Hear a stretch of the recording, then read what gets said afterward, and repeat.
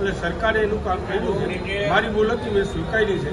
હવે મને જમીન મળવા માટે મારે સાળત્રીબેનો કેસ લડવાનો છે. સાળત્રીબેના કેસમાં જે સરકાર હુકમ કરશે એ મને શિરોમાની છે. કેટલી માલિયાસણ ગામની જમીન છે, 9 વીઘા જમીન છે. જમીનની કિંમત ત્યારે કાંઈ નહોતી, એટલે આ વસ્તુ મેં કરી હતી. પણ ત્યારે એવી ખબર નહોતી અમને કે આ વસ્તુ આનાથી દસ્તાવેજ કરેલાથી જમીન ખાલસા થશે. અત્યારે કેટલી કિંમત છે બજાર કિંમત? અત્યારે બજાર કિંમત કદાચ મારા અંદાજે 7 કરોડ રૂપિયા થાય. એમાં એવું છે મારી ભૂલ છે, મેં સ્વીકારી કે આ જમીનમાં સાથની જમીન હતી એનો દસ્તાવેજ ન કરવો હતો. મારી ભૂલ હતી કે મેં દસ્તાવેજ કરી લીધો. હવે સરકારના હુકમ મુજબ સરકારે જે મને ગાઈડલાઈન આપશે એવી રીતે હું કરીશ.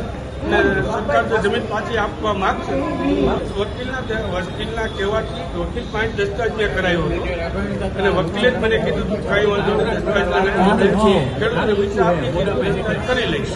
એટલે મેં દસ્તાવેજ કરી લીધો. તે દિવસે મારે આટલી બધી મને જમીનની નોલેજ નહોતું, એટલે મેં દસ્તાવેજ કર્યો. નકર હું નહોતો. હા, ત્યારે હું ભાજપનું પદ ધરાવતો, ત્યારે સામાન્ય કાર્યકર હતો. આજે હું ભાજપનું પદ ધરાવું છું. ત્યારે આજે દસ્તાવેજ કર્યો ત્યારે કાર્યકર હતો, એટલે ત્યારે આ વસ્તુની મારે નોલેજ નહોતું, એટલે મેં દસ્તાવેજ કર્યો. હવે જે સરકારની ગાઈડલાઈન મુજબ સરકાર જેવું કહેશે એવી રીતે હું વકીલ રાખી.